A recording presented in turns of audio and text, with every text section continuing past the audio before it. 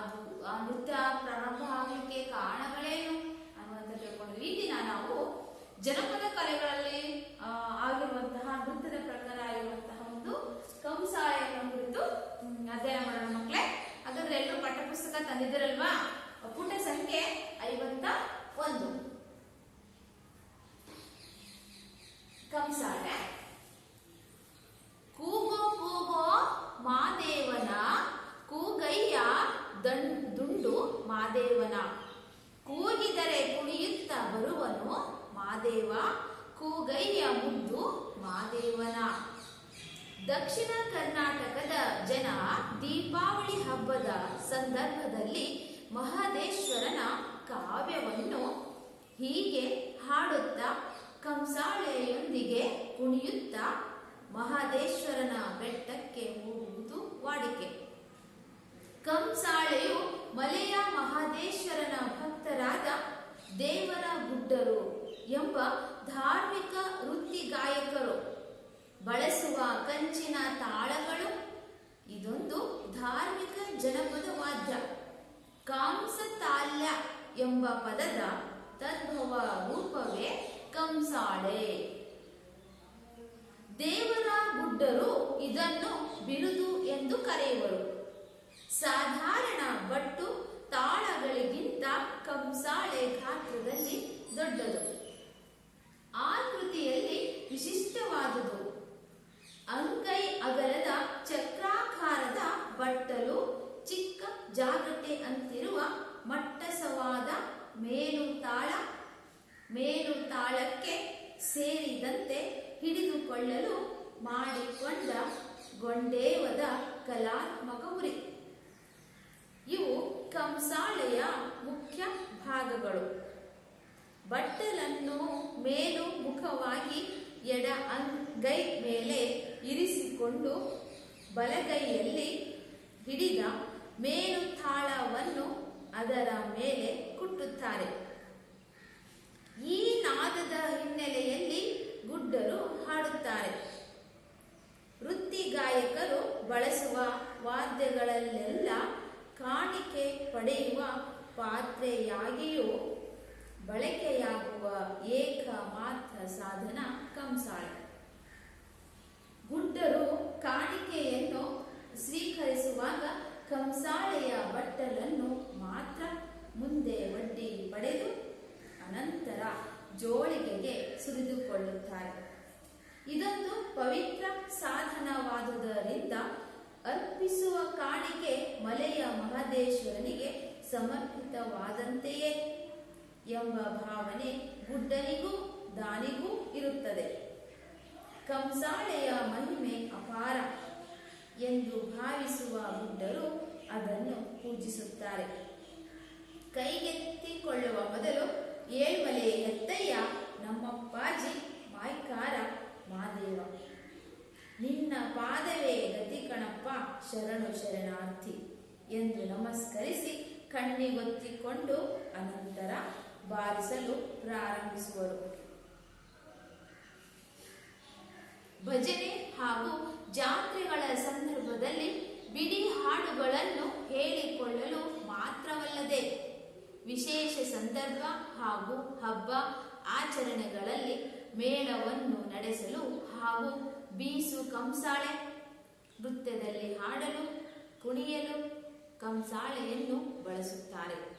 ಸಾಮಾನ್ಯವಾಗಿ ದೇವರ ಗುಡ್ಡರು ಸಾಂಪ್ರದಾಯಿಕವಾದ ವೇಷಭೂಷಣಗಳನ್ನು ಧರಿಸಿ ಎತ್ತರವಾದ ರಂಗದಲ್ಲಿ ಕುಳಿತು ಕಥೆ ಮಾಡುತ್ತಾರೆ. ಇದನ್ನು ನಡೆಸಲು ಕೊನೆ ಪಕ್ಷ 3 ಗುಡ್ಡರಾದರೂ ಇರಬೇಕು.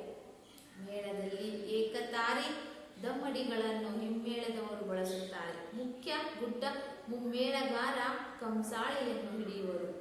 ಉಳಿದವರು ತಾಳದ ಗತ್ತಿಗೆ ತಕ್ಕಂತೆ ವಿವಿಧ ಮಟ್ಟುಗಳಲ್ಲಿ ಹಾಡುತ್ತಾರೆ. ಗತ್ತಿಗೆ ತಕ್ಕಂತೆ ತಾಳಕ್ಕೆ ಅನುಗುಣವಾಗಿಯೇ ಕಥೆಯನ್ನು ಪದ್ಯ ರೂಪದಲ್ಲಿ ನಡು ನಡುವೆ ವಿಶೇಷವಾಗಿ ವಚನದಲ್ಲಿ ನಿರೂಪಿಸಲಾಗುತ್ತದೆ. ಇದು ವಿಶಿಷ್ಟವಾದ ಪದ್ಯ ಗಂಧಿಯಾದ ಗದ್ಯ. ವಚನವನ್ನು ಪ್ರಧಾನ ಗಾಯಕ ನಿರೂಪಿಸುತ್ತಿರುವಾಗ ಅದರ ಪ್ರತಿ ಸಾಲಿನ ಅಂತ್ಯದಲ್ಲಿ ಸೊಲ್ಲಿನವರು ಹೌದು ಹೌದು ಶಿವ ಶಿವ ಮಾದೇವ ಮುಂತಾಗಿ ದನಿ ಕೊಡುತ್ತಿದ್ದ ಇದು ಕಥಾವಾಹಿನಿ ನಿರರ್ಗಳವಾಗಿ ಹರಿಯಲು ಪೋಷಕವಾಗಿರುತ್ತದೆ. ಒಂದೊಂದು ಪುಟ್ಟ ಪಾದದ ಅಂತ್ಯದಲ್ಲಿ ಕಂಸಾಳೆಯನ್ನು ಬಾರಿಸುತ್ತಾ ಕಥಾ ನಿರೂಪಣೆಗೆ ಚೈತನ್ಯವನ್ನು ತುಂಬಿಕೊಳ್ಳುವರು. ಹೆಜ್ಜೆ ಹೆಜ್ಜೆಗೂ ಕಂಸಾಳೆಯ ಮಿಡಿತ, ಅದರ ಜತೆಯಲ್ಲಿ ಸಾಗುವ ವಿಸ್ತಾರ, ಗದ್ಯ ಕಥನ ಆಕರ್ಷಕ ಹಾಗೂ ಮನಮೋಹಕ. ದೇವರ ಗುಡ್ಡರು ಜನಪದ ಮಹಾಕಾವ್ಯಗಳಲ್ಲೊಂದಾದ ಮಲೆಯ ಮಹದೇಶ್ವರನ ಕಥೆಯನ್ನು ಪ್ರಧಾನವಾಗಿ ಹಾಡುತ್ತಾರೆ. ಇದಲ್ಲದೆ ಪಿರಿಯಾಪಟ್ಟಣದ ಕಾಳಗ, ಸಾರಂಗಧರ, ಬಿಳಿಗಿರಿ ರಂಗಸ್ವಾಮಿ, ಬೆಟ್ಟದ ಚಾಮುಂಡಿ, ಬಾಲ ನಾಗಮ್ಮ, ಮುಡುಕುತ್ತರೆ ಮಲ್ಲಪ್ಪ, ಕೋಳೂರ ಕೊಡಗೂಸು ಮೊದಲಾದ ಲೌಕಿಕ, ಧಾರ್ಮಿಕ ಹಾಗೂ ಐತಿಹಾಸಿಕ ಕಾವ್ಯಗಳನ್ನು ಹಾಡುತ್ತಾರೆ. ಮಂಟೇಸ್ವಾಮಿ ಕಾವ್ಯವನ್ನು, ಅದರಲ್ಲೂ ಸಿದ್ದಪ್ಪಾಜಿಗೆ ಸಂಬಂಧಿಸಿದ ಭಾಗವನ್ನು ಕಂಸಾಳೆ ಗತ್ತಿಗೆ ಅಳವಡಿಸಿಕೊಂಡು ಹಾಡುತ್ತಾರೆ. ಬೀಸು ಕಂಸಾಳೆ ದೇವರ ಗುಡ್ಡರ ವಿಶಿಷ್ಟ ನೃತ್ಯ. ಕರ್ನಾಟಕದ ಜನಪದ ನೃತ್ಯಗಳಲ್ಲಿ ಅಪೂರ್ವವಾದುದು. ಇದರಲ್ಲಿ ತಾರ್ ಬಟ್ಲು, ತಟ್ ಬಟ್ಲು ಮುಂತಾದ ಬಗೆಗಳಿವೆ. 4 ಮಂದಿ ಗುಡ್ಡರು ಒಂದು ಕಡೆ ನಿಂತು ಲಿಂಗಬ, ಮುದ್ದು ಲಿಂಗಬ, ನಮ್ಮ ಮುದ್ದು ಮಾದಯ್ಯನ ಲಿಂಗಬ ಎಂದು ಹಾಡುತ್ತಾರೆ. ಕಂಸಾಳೆ ಹಿಡಿದ ಗುಡ್ಡ ತಾಳಕ್ಕೆ ತಕ್ಕಂತೆ ವಿವಿಧ ವಿನ್ಯಾಸದಲ್ಲಿ ಬಾರಿಸುತ್ತಾ ಕುಣಿಯುತ್ತಾನೆ. ತಲೆಯ ಮೇಲೆ, ಬೆನ್ನ ಹಿಂದೆ, ಕಾಲ ಕೆಳಗೆ ಕುಳಿತು, ನಿಂತು, ಬಾಗಿ, ಬಳುಕಿ ತೀವ್ರ ಗತಿಯಲ್ಲಿ ನರ್ತಿಸುವ ಭಂಗಿ ಆಶ್ಚರ್ಯಕರ ಹಾಗೂ ಅದ್ಭುತ. ಒಮ್ಮೊಮ್ಮೆ ಇಬ್ಬರು ಗುಡ್ಡರು ಕಲೆತು ನರ್ತಿಸುವುದುಂಟು. ಒಬ್ಬರ ಕಂಸಾಳೆಗೆ ಮತ್ತೊಬ್ಬರು ಕುಟ್ಟುತ್ತಾ ಕುಣಿಯುವ ವೈಖರಿ ಆಕರ್ಷಕವಾಗಿರುತ್ತದೆ. ಮಕ್ಕಳೇ, ಈಗ ಇದು ನೋಡಿದ್ರಲ್ವಾ, ಇದು ಒಂದು ದೇವರ ಗುಡ್ಡದ ಜನರ ಒಂದು ವಿಶೇಷ ಜನಪದ ನೃತ್ಯ ಕಲೆ. ಇದು ಒಂದು ಕಂಸಾಳೆಯನ್ನು ಕೈ ಹಿಡಿತಾರೆ ನೋಡಿ. ಭಾವಚಿತ್ರವನ್ನು ತೋರಿಸ್ತೀನಿ ನಾನು.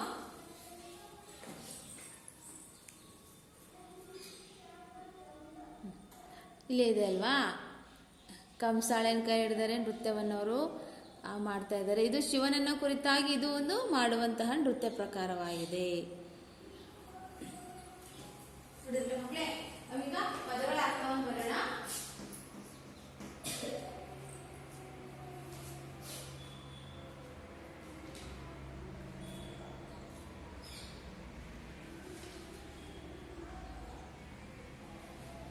ದೇವರ ಗುಡ್ಡರು ಅಂದರೆ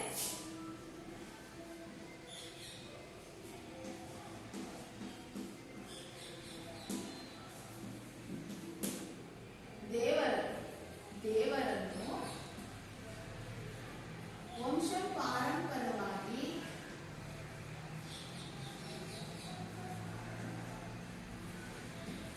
ಬದ್ಧವಾಗಿ ಪೂಜಿಸುವ ಒಂದು ಮನೆತನ.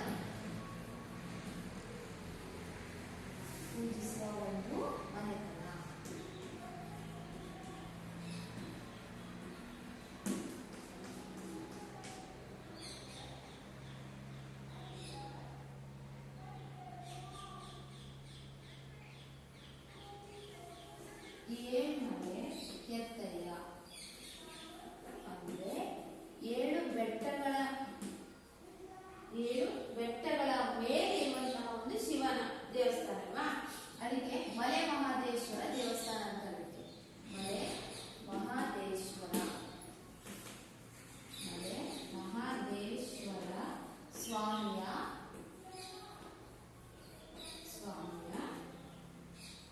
ಏಳು ಬೆಟ್ಟಗಳ ಮೇಲೆ ಇರುವಂತಹ ದೇವರು. ಬೆಟ್ಟದಲ್ಲಿದ್ದಾನೆ ಅಂತಂದು ಭಕ್ತ ಜನರ ಒಂದು ನಂಬಿಕೆ. ದಮ್ಮಡಿ ಎಂದರೆ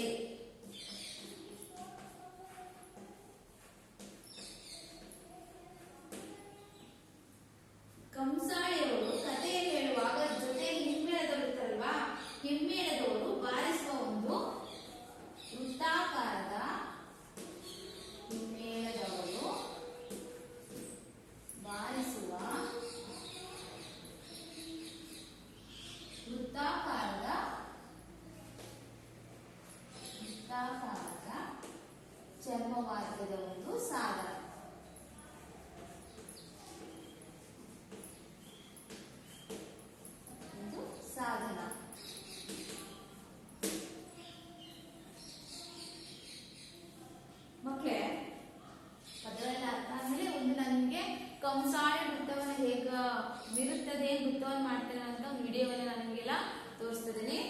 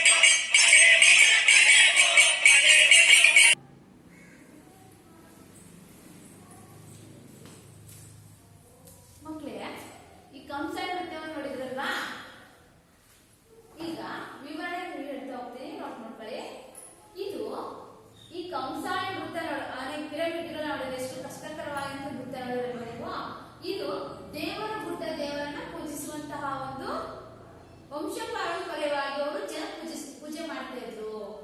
ಇಲ್ಲಿ ಮಲೆ ಮಹಾದೇಶ್ವರ ಅನ್ನುವಂತಹ ದೇವರು 7 ಬೆಟ್ಟದ ಮೇಲೆ ಇದ್ದಾನೆ ಎನ್ನುವಂತಹ ಒಂದು ನಂಬಿಕೆ ಆ ಜನರಲ್ಲಿ ಇದೆ.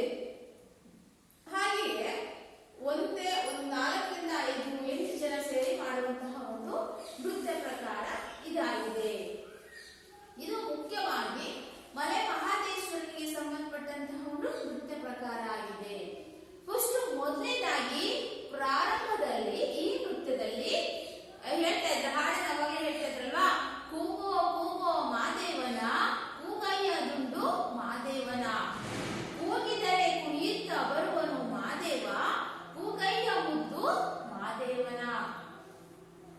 ಕೂಗ್ತಾ ಕೂಗಿ ಕೂಗಿ ಹಾಡನ್ನ ಹೇಳ್ತಾ ಆ ಮಲೆ ಮಹಾದೇಶ್ವರನನ್ನ ನೀವು ಹಾಡನ್ನ ಹೇಳಿ ಕರೆಯಿರಿ. ಆ ದೇವ್ರು ಏನ್ ಮಾಡ್ತಾನೆ, ನಮ್ಮ ಹತ್ರ ಬರ್ತಾನೆ, ಕುಣಿಯುತ್ತಾ ಆ ದೇವರು ಬರುವನು ಮುದ್ದಾಗಿ ಮುದ್ದಾಗಿ ನೀವೇನ್ ಮಾಡಿ ಮಹಾದೇಶ್ವರನನ್ನ ನೀವು ಶಿವನನ್ನ ಹೆಸರನ್ನು ಕರೆಯಿರಿ, ಹಾಡನ್ನ ಹೇಳಿ ಅಂತ ಪ್ರಾರಂಭ ಮಾಡ್ತಾ ನೃತ್ಯವನ್ನ ಮಾಡುವಂತಹದ್ದಾಗಿದೆ. ಇದು ಈ ಕಂಸಾಳೆ ಜನಪದ ಕಲೆ ನೃತ್ಯವು ದಕ್ಷಿಣ ಕರ್ನಾಟಕದಲ್ಲಿ ಇರುವಂತಹದ್ದಾಗಿದೆ.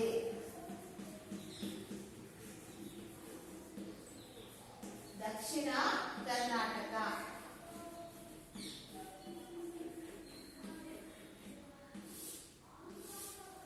ದಕ್ಷಿಣ ಕರ್ನಾಟಕ ಆ ಜನರು ದೀಪಾವಳಿ ಹಬ್ಬದ ಸಮಯದಲ್ಲಿ ಮಹಾದೇಶ್ವರ ದೇವರನ್ನು ಕರೆದು ಮಾಡುವಂತಹ ನೃತ್ಯ.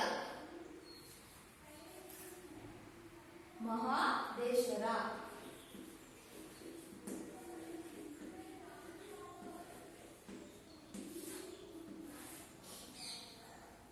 ಮಹಾದೇಶ್ವರನ ಒಂದು ಆ ಕಾವ್ಯವನ್ನು ಆ ಕಥೆಯನ್ನ ಹಾಡಿನಲ್ಲಿ ಹೇಳುತ್ತಾ ಮಾಡುವಂತಹ ನೃತ್ಯ ಪ್ರಕಾರ ಕಂಸಾಳೆ. ಆ ಸಮಯದಲ್ಲಿ ಈ ರೀತಿ ನೃತ್ಯವನ್ನ ಮಾಡ್ತಾ ಅವರು ಆ ಮಹಾದೇಶ್ವರನ ಬೆಟ್ಟಕ್ಕೆ ಹೋಗ್ತಾ ಇದ್ದಾರೆ. ಆಗ ಈ ಹೋಗುವುದೇ ಒಂದು ವಾಡಿಕೆ. ಕಂಸಾಳೆಯು ಮಲೆಯ ಮಹಾದೇಶ್ವರನ ಭಕ್ತರಾದ ದೇವರ ಗುಡ್ಡರು ಎಂಬ ಧಾರ್ಮಿಕ ವೃತ್ತಿ ಗಾಯಕರು ಬಳಸುವ ಒಂದು ಕಂಚಿನ ತಾಳಕ. ಅವಾಗಲೇ ರೌಡಲ್ಲಿ ಬಳಸುವಂತಹದ್ದು. ಅದನ್ನ ಏನ್ ಮಾಡ್ತಾರೆ ಅವರು, ಕಂಚಿನಿಂದ ಮಾಡಂತಹ ಆ ತಾಳವನ್ನ ಕೈಯಲ್ಲಿ ಇಟ್ಕೊಂಡ್ಬಿಟ್ಟು ನರ್ತನವನ್ನ ಮಾಡುವಂತಹದ್ದು ಕಂಸಾಳೆ. ಇದು ಮಹಾದೇಶ್ವರನ ಭಕ್ತರು ಆ ದೇವರ ಗುಡ್ಡಕ್ಕೆ ಹೋಗ್ತಾರಲ್ವಾ, ಹೋದಾಗ ಒಂದು ಧಾರ್ಮಿಕವಾಗಿ ಆ ವೃತ್ತಿಯನ್ನೇ ಮಾಡ್ತಾ ಬಂದಂತಹವರು, ವಂಶ ಪಾರಂಪರ್ಯವಾಗಿ ಇರುವಂತವರು ಈ ತಾಳಗಳನ್ನ ಹಿಡಿದು ಬಾರಿಸುತ್ತಾ ಏನ್ ಮಾಡ್ತಾ ಇದ್ರು, ಮಹಾದೇಶ್ವರನ ಕಾವ್ಯವನ್ನ ಹಾಡುಗಳನ್ನ ಹೇಳ್ತಾ ಇದ್ರು. ಇದೊಂದು ಧಾರ್ಮಿಕ ದೇವರಿಗೆ ಸಂಬಂಧಪಟ್ಟಂತಹ ಒಂದು ಜನಪದ ಕಾವ್ಯ. ಒಂದು ವಾದ್ಯಗಳನ್ನ ಬಳಸುವುದು. ಇದಕ್ಕೆ ಕಂಸ ತಾಳ ಎಂಬ ಪದದ ತದ್ಭವ ರೂಪವೇ ಕಂಸಾಳೆ ಅಂತ ಆಗಿದೆ. ಕಂಸ ತಾಳ, ಕಂಸ ತಾಳ ಅಂತ ಇದರಿಂದ ಕಸಮದಿಂದ ತದ್ಭವ ಕನ್ನಡದಲ್ಲಿ ಕಂಸಾಳೆ ಅಂತ ಆಗಿದೆ. ಕಸಮ ತದ್ಭವ ಬರುತ್ತೆ, ಕಂಸಾಳೆ ಅಂತ ಇದು ಬದಲಾಗಿದೆ. ದೇವರು ಗುಡ್ಡರು ಇದನ್ನ ಬಿರುದು ಅಂತ ಕರೀತಾ ಇದ್ದಾರೆ. ಆ ದೇವರ ಗುಡ್ಡ ಜನರು ಏನ್ ಮಾಡ್ತಾರೆ, ಬಿರುದು ಬಿರುದು ಅಂತ ಕರೀತಾ ಇದ್ದಾರೆ. ಹೀಗೆ ಸಾಧಾರಣವಾದಂತಹ ಆ ಬಟ್ಟು ತಾಳಗಳಿಗಿರುವ ಕಂಸಾಳೆ ಗಾತ್ರದಲ್ಲಿ ದೊಡ್ಡದಾಗಿದ್ದು ಕೈಯಲ್ಲಿ ಹಿಡ್ಕೊಳ್ಳಿಕ್ಕೆ, ಆಕೃತಿಯಲ್ಲಿ ನೋಡ್ಲಿಕ್ಕೆ ವಿಶಿಷ್ಟವಾಗಿ ಚಿಕ್ಕದಾಗಿರುತ್ತೆ. ಅಂಗೈ ಅಗಲದ ಚಕ್ರಾಕಾರದಂತಹ ಒಂದು ಬಟ್ಟಲಿನ ಆಕಾರದಲ್ಲಿ ಏನಾಗಿರುತ್ತೆ, ಇದು ಬಟ್ಟಲಿನ ಆಕಾರದಲ್ಲಿ ಅದು ಇರುತ್ತೆ. ಅಂಗೈ ಅಗಲದ ಚಕ್ರಾಕಾರದ ಬಟ್ಟಲು ಚಿಕ್ಕ ಜಾಗಟೆಯಂತಿರುವ ಮಟ್ಟಸವಾದ ಮೇಲುತಾಳ. ಹಿಡ್ಕೊಳ್ಳಿ, ಕೈಯಲ್ಲಿ ಹಿಡ್ಕೊಳ್ಳಿಕ್ಕೆ ಸಮಾನವಾಗಿ ಅದು ಇರುತ್ತೆ. ಹೀಗೆ ಮೇಲು ತಾಳಕ್ಕೆ ಸೇರಿದಂತೆ ಹಿಡಿದುಕೊಳ್ಳಲು ಮಾಡಿಕೊಂಡ ಗೊಂಡೇವದ ಕಲಾತ್ಮಕ ಹುರಿ. ಅದಕ್ಕೆ ಹಿಡ್ಕೊಳಕ್ ಬೇಕಲ್ವಾ, ಕೈಯಲ್ಲಿ ಹಿಂಗೆ ಇರ್ತದೆ, ಹಿಂಗಿರುತ್ತಲ್ವಾ, ಈ ಹಿಡ್ಕೊಳಕ್ ಸರಿ ಹೋಗಲ್ಲ ಅಂತ ಅದೇನ್ ಮಾಡ್ತಾರೆ, ಅದಕ್ಕೆ ಒಂದು ಹುರಿಯನ್ನ ಹಾಕಿರ್ತಾರೆ. ಈ ತರ ಗೊಂಡೆವನ್ನ ಹಾಕಿ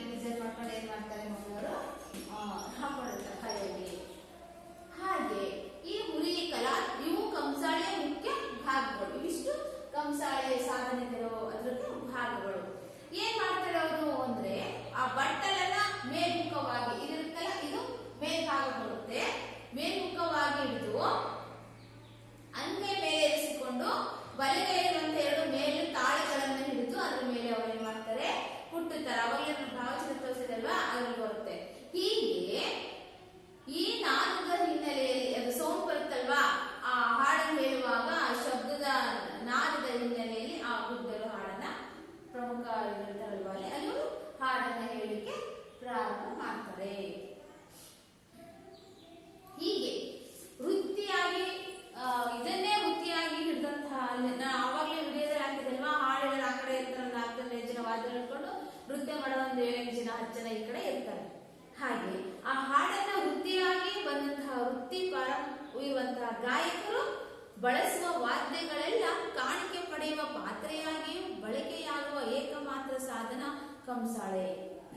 ಹೀಗೆ ಗುಡ್ಡರು ಕಾಣಿಕೆಯನ್ನು ಸ್ವೀಕರಿಸುವಾಗ ಕಂಸಾಳೆಯ ಬಟ್ಟಲನ್ನು ಮಾತ್ರ ಮುಂದೆ ಒಡ್ಡಿ ಪಡೆದು ಅನಂತರ ಜೋಳಿಗೆಗೆ ಸುರಿದುಕೊಳ್ಳುತ್ತಾರೆ. ಅಂದ್ರೆ ಇಲ್ಲಿ ಇದೆ, ಅವ್ರು ಏನ್ ಮಾಡ್ತಾರೆ, ಆ ಕಾಣಿಕೆಗಳನ್ನು ಜೋಳಿಗೆಯನ್ನ ಇಡ್ತಾರೆ, ಕಾಣಿಕೆಯನ್ನ ಪಡಿತಾರೆ. ದವಸ ಧಾನ್ಯಗಳನ್ನು ಹಾಕಿಕೊಳ್ಳಲು ಹೆಗಲಿಗೆ ನೇತು ಹಾಕಿಕೊಳ್ಳುವ ಒಂದು ಉದ್ದನೆಯ ಒಂದು ಚೀಲ. ಆ ಚೀಲ ಫಸ್ಟ್ ಏನ್ ಮಾಡ್ತಾರೆ, ಕಂಸಾಳೆ ಇದೆ ಅಲ್ವಾ, ಅದು ಅದನ್ನ ಹಿಡ್ಕೊಂಡು ತೋರಿಸ್ತಾರೆ. ಅದಿದ್ರೆ ಅವ್ರಿಗಿದು ಅದ್ರ ಹಿಡ್ಕೊಂಡ ಮೇಲೆ ಏನ್ ಮಾಡ್ತಾರೆ, ಅವರು ಜೋಳಿಗೆಗೆ ಕೇಳಿದಾಗ ಯಾರಾದ್ರೂ ಸ್ವಲ್ಪ ಸಹಾಯವನ್ನ ದವಸ ಧಾನ್ಯಗಳು ಬೇಳೆ ಕಾಳುಗಳನ್ನ ಅವರು ಹಾಕೋತಾರೆ. ಹೀಗೆ ಬಟ್ಟಲನ್ನು ಮಾತ್ರ ಮುಂದೆ ಒಡ್ಡಿ ಪಡೆದು ಅನಂತರ ಆ ಬಟ್ಟಲನ್ನು ಬಂದು ತೋರಿಸ್ತಾರೆ. ಅದರಿಂದ ತಾನೇ ಅವ್ರಿಗೆ ಊಟ ಅನ್ನುವಂಥದ್ದು ತೋರಿಸಿದಾಗ ಇವರೆಲ್ಲರೂ ಏನ್ ಮಾಡ್ತಾರೆ, ಈ ಜೋಳಿಗೆಯಲ್ಲಿ ಎಲ್ಲರ ಕಡೆಯಿಂದ ಇದು ಆಹಾರದ ಚೌಕಟ್ಟೆಲ್ಲ ಏನ್ ಮಾಡ್ತಾರೆ, ಕಾಣಿಕೆಯನ್ನು ಕೊಟ್ಟು ದೇವರ ಗುಡ್ಡಕ್ಕೆ ಅವರು ಹೋಗ್ತಾರೆ. ಇದೊಂದು ಪವಿತ್ರ ಸಾಧನವಾದುದರಿಂದ ಅರ್ಪಿಸುವ ಕಾಣಿಕೆ ಮಲೆಯ ಮಹಾದೇಶ್ವರನಿಗೆ ಸಮರ್ಪಿತವಾದಂತೆಯೇ ಎಂಬ ಭಾವನೆ ಗುಡ್ಡನಿಗೂ ದಾನಿಗೂ ಇರುತ್ತದೆ. ಈ ದಾನವನ್ನ ಕಾಣಿಕೆಯನ್ನ ಕೊಟ್ಟಿರ್ತಾರಲ್ವಾ ಜನಗಳು, ಅವರಿಗೆ ಈ ನಾವು ಕೊಟ್ಟಂತಹ ಕಾಣಿಕೆ ದೇವರ ಗುಡ್ಡದಲ್ಲಿರುವಂತಹ ಮಲೆ ಮಹಾದೇಶ್ವರನಿಗೆ ಸಲ್ಲುತ್ತೆ ಅನ್ನುವಂತಹ ಭಾವನೆ ಅವ್ರಿಗೆ ಬರುತ್ತೆ. ಹಾಗೆ ಇವ್ರಿಗೂ ಸಹ ಬಂದಾಗ ಅವರು ಜನರು ಕೊಟ್ಟಂತಹ ಎಲ್ಲ ಕಾಣಿಕೆಗಳನ್ನ ಆ ಜೋಳಿಗೆಯಲ್ಲಿ ಹಾಕೊಂಡು ಮುಂದೆ ಹೋಗ್ತಾ ಇದ್ದಾರೆ. ಕಂಸಾಳೆಯ ಮಹಿಮೆ ಅಪಾರ ಎಂದು ಭಾವಿಸುವ ಗುಡ್ಡರು ಅದನ್ನು ಪೂಜಿಸುತ್ತಾರೆ. ಕಂಸಾಳೆ ಅಲ್ವಾ, ಇದನ್ನ ಅವರು ಇದು ಮಹಿಮೆ ಅಪಾರ ಅಂತ ಏನ್ ಮಾಡ್ತಾರೆ, ಅದನ್ನು ಸಹ ಅವರು ಪೂಜೆಯನ್ನ ಮಾಡ್ತಾ ಇದ್ದಾರೆ. ಕೈಗೆತ್ತಿಕೊಳ್ಳುವ ಮೊದಲು ನೋಡಿ, ಅದು ಕೈಯಲ್ಲಿ ಇಟ್ಕೊಂಡು ಎತ್ತಿಕೊಳ್ಳುವ ಮೊದಲು ಮಾತನ್ನ ಹೇಳ್ತಾರೆ, ಏಳ್ಮಲೆ ಹೆತ್ತಯ್ಯ ನಮ್ಮಪ್ಪಾಜಿ ಮೈಕಾರ ಮಾದೇವ ನಿನ್ನ ಪಾದವೇ ಗತಿ ಕಣಪ್ಪ ಶರಣು ಶರಣಾರ್ಥಿ. ಏಳ್ಮಲೆ 7 ಬೆಟ್ಟದಲ್ಲಿರುವಂತಹ ಮಹಾದೇಶ್ವರ ಸ್ವಾಮಿಯೇ, ನಮ್ಮ ಅಪ್ಪಾಜಿ ನೀನು ನನ್ನ ತಂದೆ, ಮಾದೇವ ನಿನ್ನ ಪಾದವೇ ಗತಿ ಶರಣು ಶರಣಾರ್ಥಿಗಳು. ಈಗ ಫಸ್ಟ್ ನಮಸ್ಕಾರಗಳನ್ನು ಹೇಳ್ತಾ ಕಣ್ಣಿಗೆ ಆ ಕಂಸಾಳೆಯನ್ನು ಒತ್ತಿಕೊಂಡು ಅನಂತರ ಅದನ್ನ ಬಾರಿಸಲು ಪ್ರಾರಂಭ ಮಾಡ್ತಾರೆ. ಅದಾದ ನಂತರ ಈ ಕಂಸಾಳೆ ನೃತ್ಯವನ್ನ ಯಾವ ಸಂದರ್ಭದಲ್ಲಿ ಅವರು ಬಳಕೆ ಮಾಡ್ತಾರೆ ಅನ್ನುವಂಥದ್ದು, ಭಜನೆ ಹಾಗೂ ಜಾತ್ರೆಗಳ ಸಮಯದಲ್ಲಿ. ಭಜನೆ ಹಾಗೂ ಜಾತ್ರಾ ಸಮಾರಂಭಗಳಲ್ಲಿ ಈ ಬಿಡಿ ಹಾಡುಗಳನ್ನು ಹೇಳಿಕೊಳ್ಳಲು ಮಾತ್ರವಲ್ಲದೆ ವಿಶೇಷ ಹಬ್ಬ ಆಚರಣೆಗಳಲ್ಲಿಯೂ ಈ ಕಂಸಾಳೆ ನೃತ್ಯವನ್ನು ಮಾಡ್ತಾರೆ.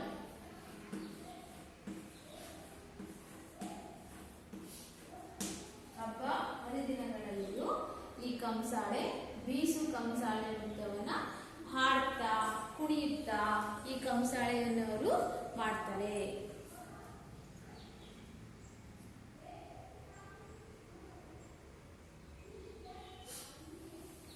ಈ ಕಂಸಾಳೆ ನೃತ್ಯವನ್ನು ಅವರು ಏನ್ ಮಾಡ್ತಾರೆ, ಕುಣಿಯುತ್ತಾ ಹಾಡುತ್ತಾ ಮಾಡ್ತಾರೆ. ಸಾಮಾನ್ಯವಾಗಿ ಈ ದೇವರ ಗುಡ್ಡರು ಸಾಂಪ್ರದಾಯಿಕವಾದ ವೇಷಭೂಷಣಗಳನ್ನು ಧರಿಸಿ ಎತ್ತರವಾದ ರಂಗದಲ್ಲಿ ಕುಳಿತು ಕತೆ ಮಾಡುತ್ತಾರೆ. ಈ ದೇವರ ಗುಡ್ಡರು ಜನಪದ ಆವಾಗಲೇ ಅವ್ರು ಏನ್ ಮಾಡ್ತಾ ಇದ್ದಾರೆ, ಸಾಂಪ್ರದಾಯಿಕ ಆದಂತಹ ಇದರದೇ ಆದಂತಹ ಒಂದು ವೇಷಭೂಷಣವನ್ನ ಧರಿಸಿ ಎತ್ತರವಾದಂತಹ ಒಂದು ಸ್ಥಳದಲ್ಲಿ ಕುಳಿತು ರಂಗದಲ್ಲಿ ಕುಳಿತು ಕಥೆಯನ್ನು ತಯಾರಿಸ್ತಾರೆ. ಇದನ್ನು ನಡೆಸಲು ಕೊನೆಯ ಪಕ್ಷ 3 ಗುಡ್ಡದವರು ಬೇಕಾಗ್ತದೆ. ಮೇಳದಲ್ಲಿ ಅಂದ್ರೆ ಜೊತೆಗಾರರಲ್ಲಿ ಏಕತಾರಿ ದಮಣಿಗಳನ್ನು ಹಿಮ್ಮೇಳದವರು ಬಳಸುತ್ತಾರೆ. ಹಾಗೆಯೇ ಮುಖ್ಯ ಗುಡ್ಡ ಮುಮ್ಮೇಳಗಾರ ಕಂಸಾಳೆಯನ್ನು ಹಿಡಿಯುವರು. ಉಳಿದವರು ತಾಳದ ಗತ್ತಿಗೆ ತಕ್ಕಂತೆ ವಿವಿಧ ಮಟ್ಟುಗಳಲ್ಲಿ ಹಾಡುತ್ತಾರೆ.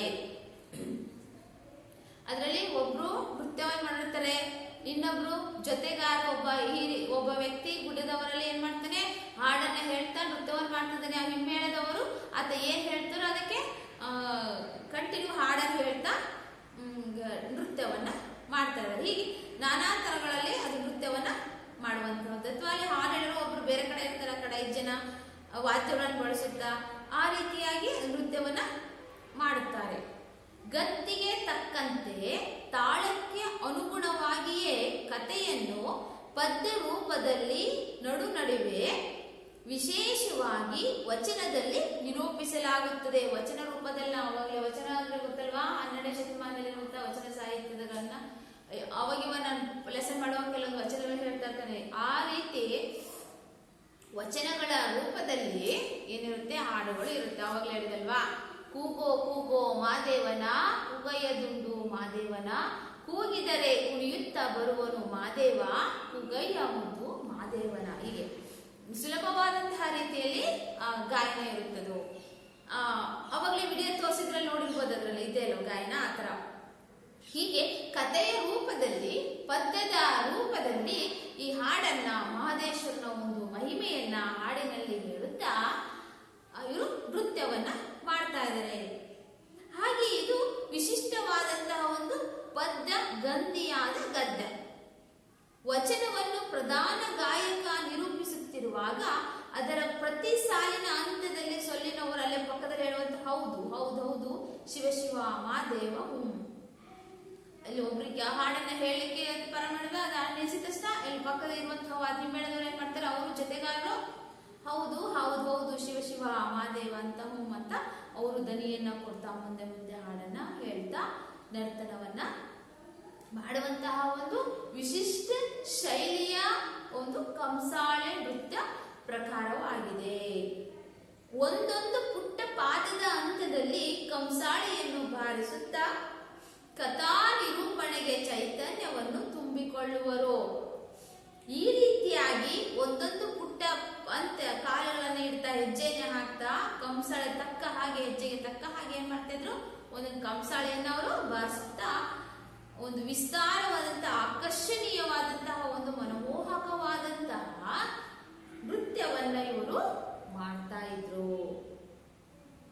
ಹಾಗೆಯೇ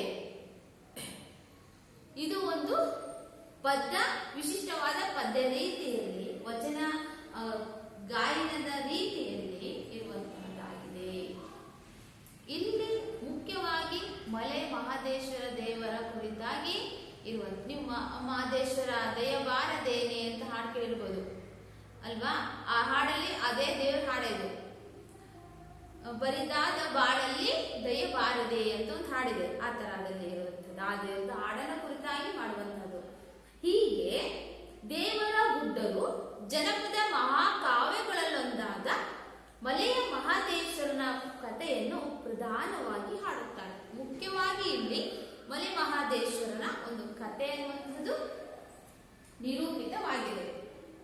ಏನಪ್ಪ ಇದರಲ್ಲಿ ಏನೇನು ಬರುತ್ತೆ, ಪಿರಿಯಾಪಟ್ಟಣದ ಕಾಳಗ, ಸಾರಂಗಧರ, ಬಿಳಿಗಿರಿ ರಂಗಸ್ವಾಮಿ, ಬೆಟ್ಟದ ಚಾಮುಂಡಿ, ಬಾಲ ನಾಗಮ್ಮ, ಮುಡುಕುತರೆ ಮಲ್ಲಪ್ಪ, ಕೋಳೂರ ಒಳಗೂಸು ಮುಂತಾದ ಮೊದಲಾದ ಲೌಕಿಕ, ಧಾರ್ಮಿಕ ಹಾಗೂ ಐತಿಹಾಸಿಕ ಕಾವ್ಯಗಳನ್ನು ಹಾಡುತ್ತಾರೆ.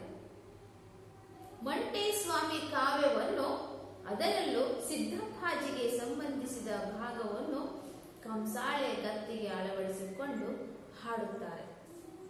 ಹೀಗೆ ಈ ಇಷ್ಟದರ ಶಿವನ ಕುರಿತಾದಂತಹ ಈ ಕಥೆಗಳನ್ನು ಅವರು ಹಾಡಿನ ರೂಪದಲ್ಲಿ ಹಾಡುವಂತಹದ್ದಾಗಿದೆ. ಕೋಳೂರ ಕೊಡಗೂಸು ಅನ್ನುವಂಥದ್ದು ಕತೆ ಪ್ರೈಮರಿ ಹಂತದಲ್ಲಿ ಒಂದು ಲೆಸನ್ ಇತ್ತಲ್ವಾ. ಅದರಲ್ಲಿ ಏನಪ್ಪಾ ಅಂದ್ರೆ ಕೋಳೂರ ಕೊಡಗೂಸು, ಚಿಕ್ಕ ಮಗು ಏನ್ ಮಾಡುತ್ತೆ, ಪೂಜಾರ ಚಿಕ್ಕ ಹೆಣ್ಮಗು ಇರುತ್ತೆ, ಆ ಶಿವನ ದೇವಸ್ಥಾನದಲ್ಲಿ ಪೂಜೆಯನ್ನ ಮಾಡುತ್ತಾ ಇರುವಂತಹ ಪೂಜಾರಿ. ಆತನ ಮಗಳು ಚಿಕ್ಕ ಮಗು ಇರ್ತಾಳೆ, ಅವಳಿಗೆ ಏನ್ ಮಾಡ್ತಾರೆ, ಪ್ರತಿನಿತ್ಯ ಪ್ರತಿನಿತ್ಯ ಪ್ರಸಾದವನ್ನ ನೈವೇದ್ಯ ಮಾಡ್ಲಿಕ್ಕೆ ಅವ್ರ ತಂದೆ ಹೇಳಿರ್ತಾರೆ. ಶಿವನನ್ನ ಪೂಜೆ ಮಾಡಿ ಬಂದಾಗ ಪ್ರಸಾದವನ್ನ ನೈವೇದ್ಯ ಮಾಡ್ಲಿಕ್ಕೆ ಹೇಳಿರ್ತಾರೆ. ಆಗ ಮಗು ಏನ್ ಮಾಡುತ್ತೆ, ಪ್ರತಿನಿತ್ಯ ಹೋಗಿ ದೇವರಿಗೆ ಪ್ರಸಾದವನ್ನ ನೈವೇದ್ಯ ಕೊಟ್ಟು ಬಂದಿರುತ್ತೆ. ಮನೆಗೆ ಹೋಗ್ತಾ ದೇವಸ್ಥಾನಕ್ಕೆ ಶಿವನಲ್ಲಿ ಬೇಡ್ಕೊತಾ ಇದ್ದಾಳೆ ಆ ಮಗು. ಶಿವ ಆಕೆ ಭಕ್ತಿಗೆ ಮೆಚ್ಚಿ ಏನ್ ಮಾಡ್ತಾನೆ, ಪ್ರಸಾದವನ್ನ ಸ್ವೀಕರಿಸ್ತಾ ಇದ್ದಾನೆ. ಹೀಗೆ ಪ್ರತಿನಿತ್ಯ ನಡೀತಾ ಇದೆ. ಮನೆಯಲ್ಲಿ ಒಂದ್ಸಾರಿ ಕೇಳ್ತಾರೆ, ಪ್ರಸಾದ ಇಲ್ಲಲ್ಲ ಅದು ಅಂತ ಕೇಳಿದ, ನೀನೇನಾದ್ರೂ ತಗೊಂಡ ಅಂತ ಕೇಳಿದಾಗ ಅವ್ರ ತಂದೆಯವರು, ಇಲ್ಲ ಶಿವನಿಗೆ ನಾನೇನ್ ಮಾಡಿದೆ, ಪ್ರಸಾದವನ್ನ ನೈವೇದ್ಯ ಮಾಡಿದ್ದೀನಿ ಅಂತ ಹೇಳ್ತಾ ಇದ್ದಾರೆ. ಆಗ ಆಯ್ತು ನೋಡೋಣ ಅಂತ ಏನ್ ಮಾಡ್ತಾರೆ, ಪ್ರತಿನಿತ್ಯ ಹೀಗೆ ಪ್ರಸಾದವನ್ನ ಕೊಡ್ತಾ ಇದ್ದಾರೆ. ಅದಾದ ನಂತರ ಒಂದ್ಸಾರಿ ಏನ್ ಮಾಡುತ್ತೆ, ಪ್ರಸಾದವನ್ನ ದೇವರು ಸ್ವೀಕರಿಸ್ತಾನೆ. ಆ ತರ ಇರುವಂತಹ ಒಂದು ಕತೆ. ಹೀಗೆ ಬೀಸು ಕಂಸಾಳೆ ದೇವರ ಗುಡ್ಡರ ವಿಶಿಷ್ಟ ನೃತ್ಯ. ಇದು ಯಾವುದು, ಬೀಸು ಕಂಸಾಳೆ ಅಂದ್ರೆ ಕಂಸಾಳೆನ ಬೀಸ್ತಾ ಮಾಡುವಂತಹದ್ದು. ಇದು ಒಂದು ವಿಶಿಷ್ಟ ಕರ್ನಾಟಕದ ಜನಪದ ನೃತ್ಯಗಳಲ್ಲಿ ಅಪೂರ್ವವಾದುದು. ಇದರಲ್ಲಿ ತಾರ್ ಬಟ್ಲು, ತಟ್ ಬಟ್ಲು ಅಂತ ಎರಡು ರೀತಿಯಲ್ಲಿ ಇದೆ. ಇದರಲ್ಲಿ ತಾರ್ ಬಟ್ಲು,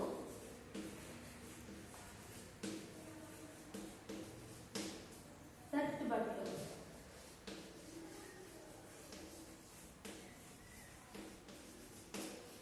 ಎರಡು ಪ್ರಕಾರದಲ್ಲಿ ಬರುತ್ತೆ. ಇದರಲ್ಲಿ 4 ಮಂದಿ ಗುಡ್ಡರು ಒಂದು ಕಡೆ ನಿಂತು ಲಿಂಗವ್ವ ಮುದ್ದು ಲಿಂಗವ್ವ ನಮ್ಮ ಮುದ್ದು ಮಾದಯ್ಯನ ಲಿಂಗವ್ವ ಎಂದು ಹಾಡುತ್ತಾರೆ. ಅದರಲ್ಲಿ 4 ಜನ ಈ ತರ ಏನಂತ ನಿಂತ್ಕೊಂಡು ಲಿಂಗವ್ವ ಮುದ್ದು ಲಿಂಗವ್ವ ನಮ್ಮ ಮುದ್ದು ಮಾದಯ್ಯನ ಲಿಂಗವ್ವ ಎಂದು ಹಾಡುತ್ತಾರೆ.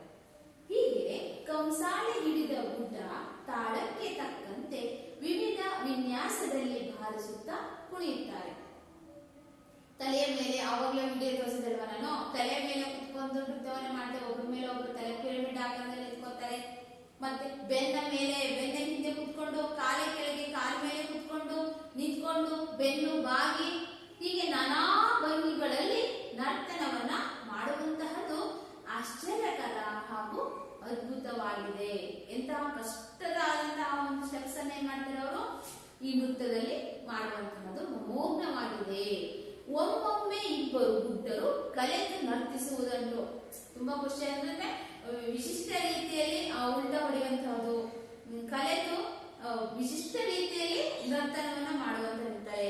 ಒಬ್ಬರ ಕಂಸಾಳಿಗೆ ಮತ್ತೊಬ್ಬರು ಕುಟ್ಟುತ್ತಾ ಕುಣಿಯುವ ವೈಖರಿ ಆಕರ್ಷಕವಾಗಿರುತ್ತದೆ. ಮತ್ತೆ ಒಬ್ರು ಕಂಸಾಳೆಯನ್ನ ಮತ್ತೊಬ್ಬರಿಗೆ ಆಡುವಂತಹದಿಗೆ ಹೇಳುತ್ತಾ ಮೇಲೆ ಹತ್ತುತ್ತಾ ಮೇಲೆ ಏನ್ ಮಾಡ್ತಾರೆ, ನರ್ತನವನ್ನ ಮಾಡುವಂತಹ ಒಂದು ವಿಶಿಷ್ಟ ಶೈಲಿಯಲ್ಲಿರುವಂತಹದ್ದು ಈ ಕಂಸಾಳೆ ನೃತ್ಯವಾಗಿದೆ.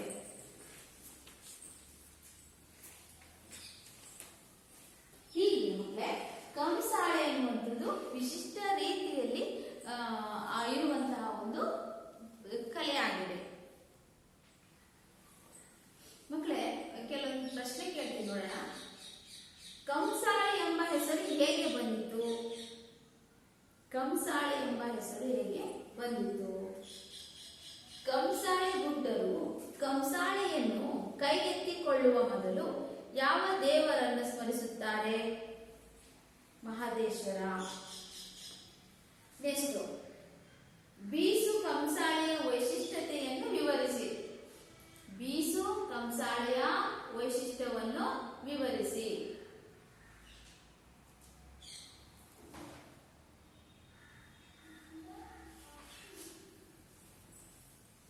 ಹೀಗೆ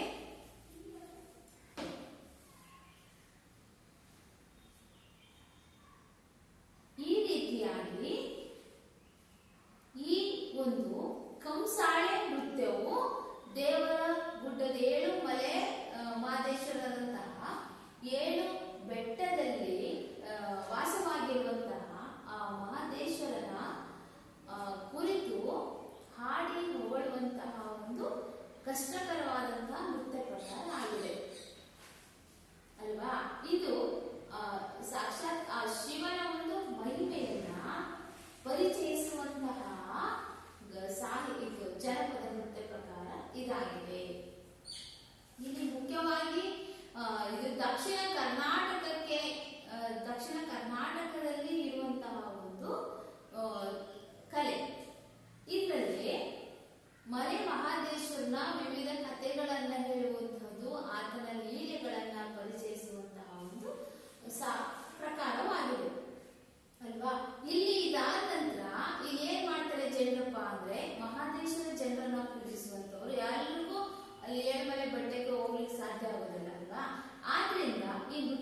ಮಾಡ್ತಾ ಇವರು ಮುಖ್ಯವಾಗಿ ಕಂಸಾಳೆ ಇರುತ್ತಲ್ವಾ, ಇದನ್ನೇ ದೇವರಂತ ಪೂಜಿಸ್ತಾ ಇದ್ದಾರೆ.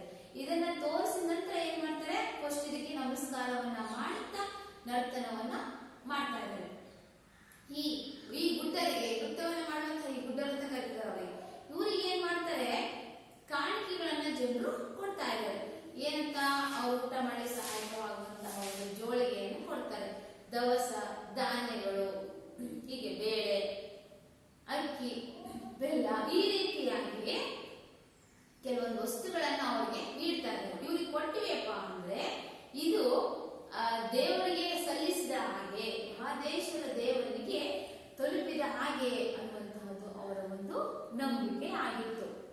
ಹೀಗೆ ಈ ನೃತ್ಯವನ್ನ ಧಾರ್ಮಿಕವಾಗಿ ಧಾರ್ಮಿಕವಾಗಿ ಇರುವಂತಹ ಒಂದು ಕಾವ್ಯವಾಗಿದೆ ನೃತ್ಯ.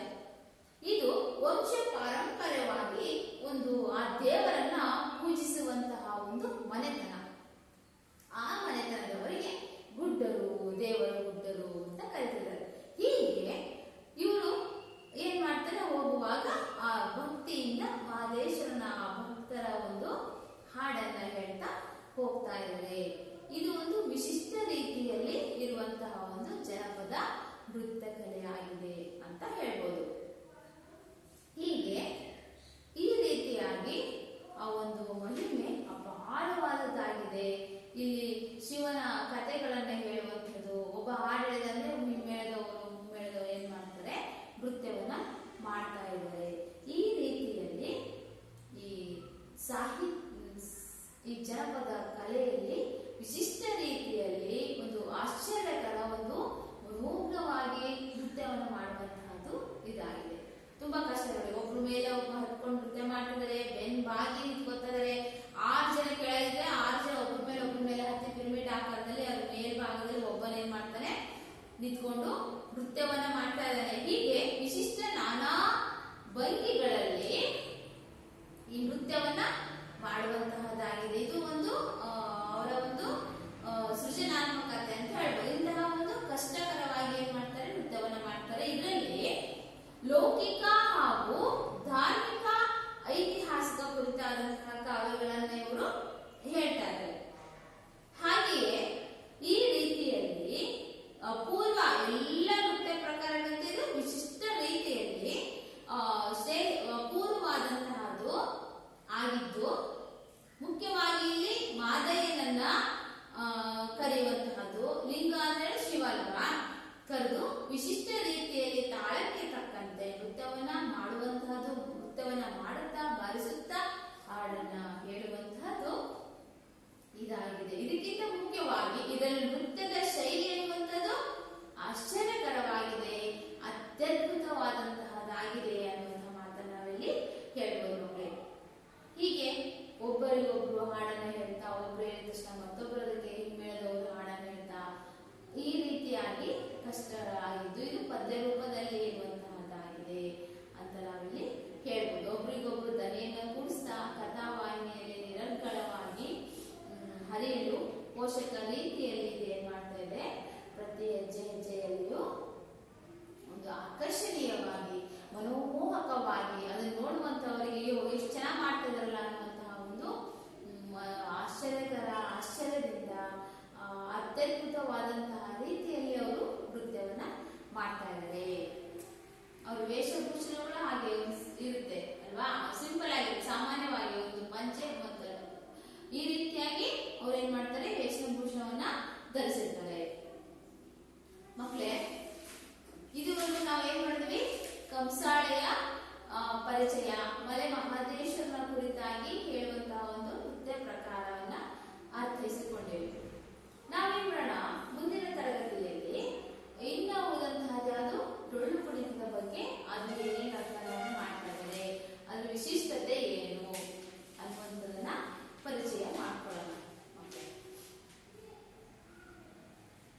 ಈಗ ನಾವು ನಿಮ್ಗೆ ಗೃಹಪಾಠವನ್ನು ನೀಡ್ತಾ ಇದ್ದೀನಿ, ಬರ್ಕೊಳ್ಳಿ ಮಕ್ಕಳೇ.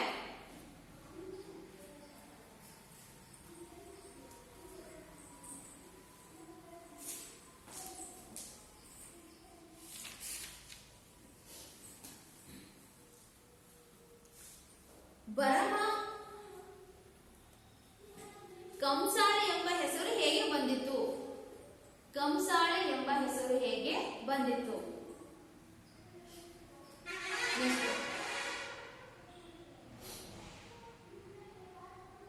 ದೇವರ ಗುಡ್ಡರಿಗೆ ಕಂಸಾಳೆಯ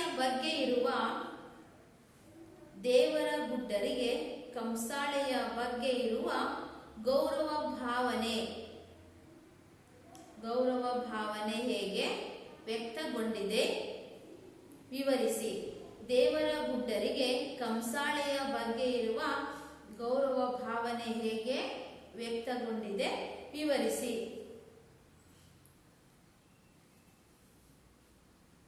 ಮಕ್ಕಳೇ, ಈಗ ಕೊಟ್ಟಂತಹ ಗೃಹಪಾಠವನ್ನು ಎಲ್ಲರೂ ಬರ್ಕೊಂಡು ಬನ್ನಿ.